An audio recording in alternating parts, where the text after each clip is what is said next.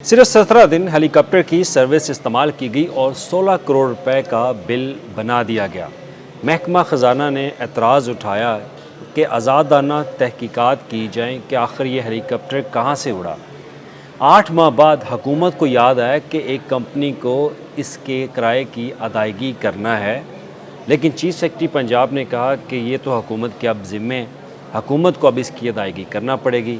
ये क्या स्टोरी है, इस पर आज हम बात करेंगे। मैं हूं अली रामे और एक बड़ी दिलचस्प किस्म की ख़बर सामने आई और ये तमाम तर जो भी इंफॉर्मेशन है ये दस्तावेज़ात के मुताबिक है। इसमें हम कोई ऐसी चीज़ ऐड नहीं करेंगे जिससे एक एग्जैजरेशन जो है वो हो, लेकिन इस पे बात करना भी ज़रूरी है कि आखिर हुकूमत ने एक सर्विसेज जो है वो हायर की हैं। अगर सर्विसेज हायर की हैं तो उसके ऊपर इतने अखराजात किए गए तो क्या उसका कोई मेकनिज़म था, क्या पेपरा कवानीन को फ़ॉलो किया गया। अगर फ़ाइनेंस डिपार्टमेंट कुछ सबूत मांग रहा है तो वो सबूत किधर है। तो ये बात है 2025 के सुपर फ्लड की। अब समरी जो दस्तावेज़ात हम साइड पे अब विंडो में आप देख सकते हैं, ये x post facto approval for hiring of helicopter service during flood emergency 2025, ये एक समरी है। अब ये समरी जो है वो बोर्ड ऑफ रेवेन्यू की तरफ से अरसाल की जाती है ऐवान वज़ीर आला पंजाब को, उससे पहले फ़ाइनेंस डिपार्टमेंट को, कि एक वाजिबुल अदा रकम है एक निजी कंपनी की जिनसे हेलीकॉप्टर हायर किया गया था, उस अदायगियों के लिए हुकूमत जो है वो इजाज़त दे और 16 करोड़ रुपए का बजट जो है वो रिलीज़ करे। अब ये जी समरी है, उसमें लिखा हुआ है कि जनाब 2025 में फ़्लड आया और फ्लड के दौरान जो है हुकूमत को साउथ पंजाब में बहुत ज़्यादा रेस्क्यू ऑपरेशन की ज़रूरत थी। तो इसी रेस्क्यू ऑपरेशन के दौरान फैसलाबाद मुल्तान डिवीज़न में PDMA पंजाब ने जो है वो हेलीकॉप्टर हाई करने की दरख्वास्त जो है वो की कि लोगों को वहाँ पे रेस्क्यू कर दिया जाए। अच्छी बात है, ये एक हुकूमत की ज़िम्मेदारी भी है कि लोगों को जो है वो रेस्क्यू किया जा सके।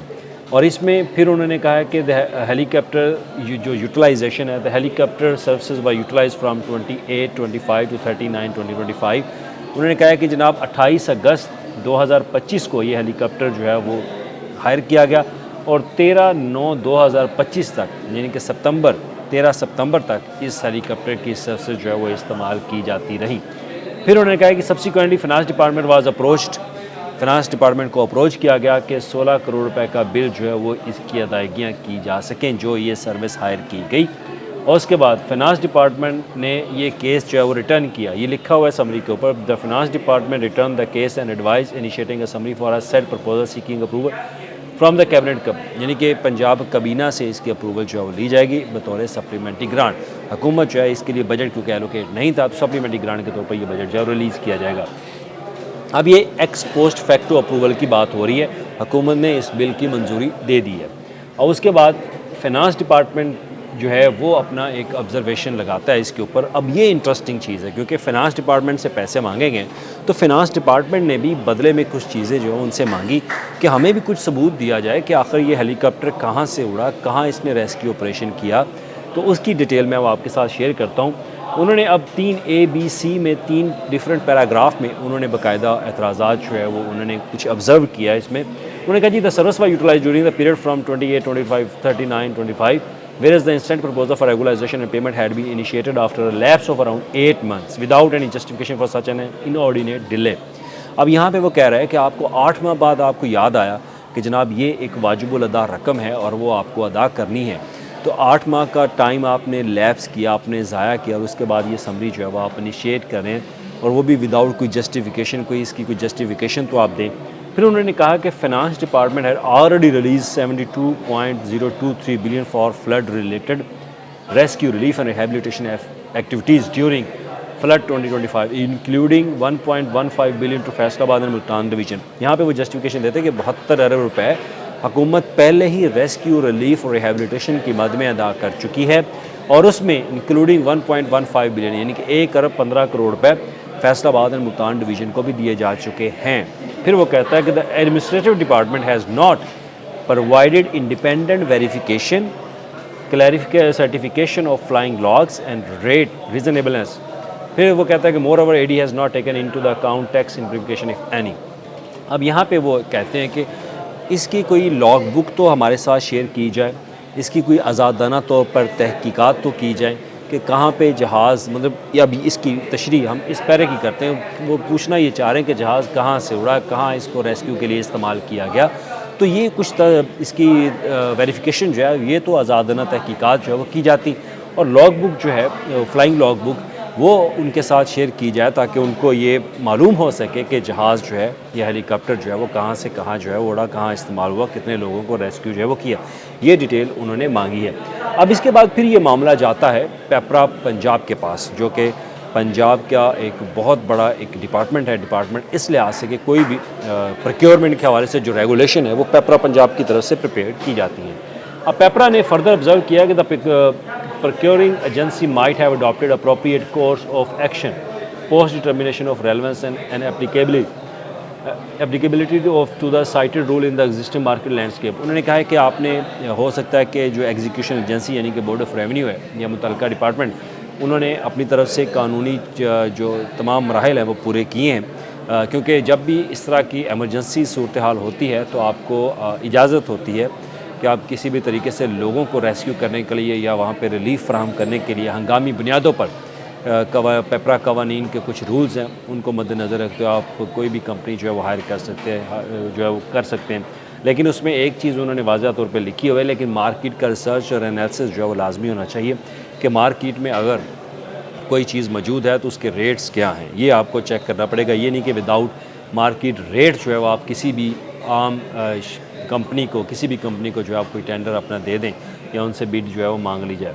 तो ये चीज़ों पे उन्होंने कुछ मामलात उठाए, लेकिन उन्होंने ये नहीं कहा कि ये गैर कानूनी था। उन्होंने सिर्फ इतना कहा कि ये चेक करना होता है कि मार्केट में क्या इसी रेट के मुताबिक ये चीज़ मौजूद है। अगर मेरे से कोई चीज़ वो लेना चाह रहे हैं तो मेरे मुकाबले में भी एक पर्सन है वो मौजूद है, अगर उसके रेट कम है तो मेरे से क्यों उन्होंने लिया। तो इस तरह की चीज़ें उन्होंने चेक करनी होती है। फिर उसके बाद फिर चीफ सेक्रेटरी पंजाब के ऊपर मामला आता है। वो अपना जवाब ये देता है कि chief secretary Punjab endorse the proposal and stated that these services were hire under the emergent circumstances during the flood season. The payment in this regard are obligation and liability for the government. Chief Minister may consider the matter in above stated context. अब यहाँ पे chief secretary Punjab ने clear किया कि ये अब हुकूमत पंजाब के ऊपर वाजिबुल अदा रकम है और हुकूमत की ज़िम्मेदारी है कि अगर उन्होंने ये सर्विस हायर की है तो ये अदायगी करना होगी।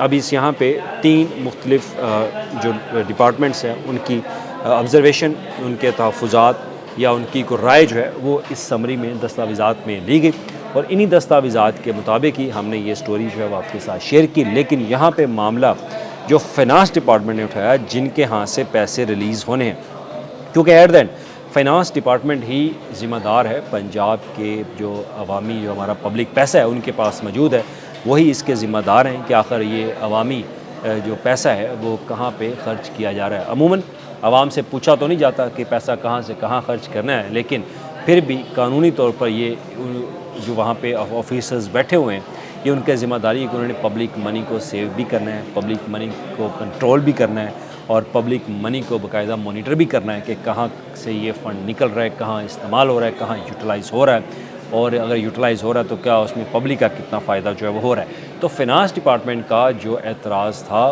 वो बिल्कुल ठीक था, क्योंकि उन्होंने जवाब दे होना है, क्योंकि अगर ये 16 करोड़ रुपए की सप्लीमेंट्री ग्रांट जब जानी है तो फिर ऑडिट वालों ने भी पूछना है कि भाई ये 16 करोड़ रुपए का रकम, ये फ़ंड जो है वो आपने किस मद में दिया।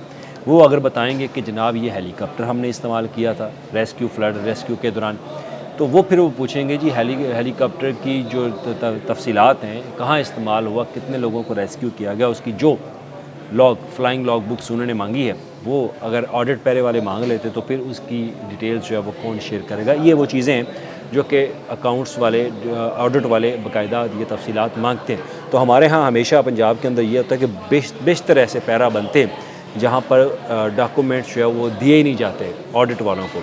ऑडिट वालों को कहा जाता है कि इन चीज़ों के डॉक्यूमेंट्स उनके पास मौजूद नहीं है, तो फिर उनके ऊपर ऑडिट पैरा लगा दिया जाता है कि ये वो पब्लिक मनी है जिसके सबूत, जो फ़ंड यूटिलाइज़ किए गए लेकिन उसके सबूत हुकूमत के पास मौजूद नहीं होते। हमेशा जब भी अगर आप किसी सरकारी महकमे के सिस्टम को जानते हैं तो आप जानते होंगे कि प्रोक्योरमेंट का मामला, इसमें कितनी एम्बेज़लमेंट जो है वो होती है और एम्बेज़लमेंट बेज़ाब्तियाँ सामने भी आती हैं, लेकिन पूछने वाला कोई नहीं। अब ये क्योंकि एक निजी कंपनी का ये मैटर था, अब हुकूमत ने इसको हायर किया रेस्क्यू सर्विसेज के लिए, अवामी फ़लाह के लिए इसको हायर किया, लेकिन कुछ जो फाइनेंस के उनके अपने एतराज़ात थे उनको जवाब मिला या नहीं मिला, इसके ऊपर यहाँ पे कोई नहीं लिखा हुआ। लेकिन हुकूमत ने, क्योंकि हुकूमत के ऊपर ये वाजिबुल अदा रकम थी, तो हुकूमत ने ये पेमेंट जो है एक्स पोस्ट फैक्टो इसकी अप्रूवल जो है वो दी।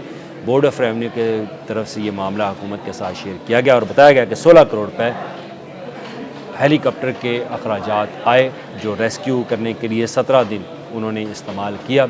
तो रोज़ाना की बुनियाद पर 94 लाख रुपए समथिंग ये रकम बनती है, जो कि पब्लिक मनी वो यहाँ पे यूटिलाइज़ हुई। तो अब इसके बिल जो है वो हुकूमत ने अदा करने हैं। तो ये वो मामला था, लेकिन ये तमाम तर सूरत हाल दस्तावेज़ात के मुताबिक है।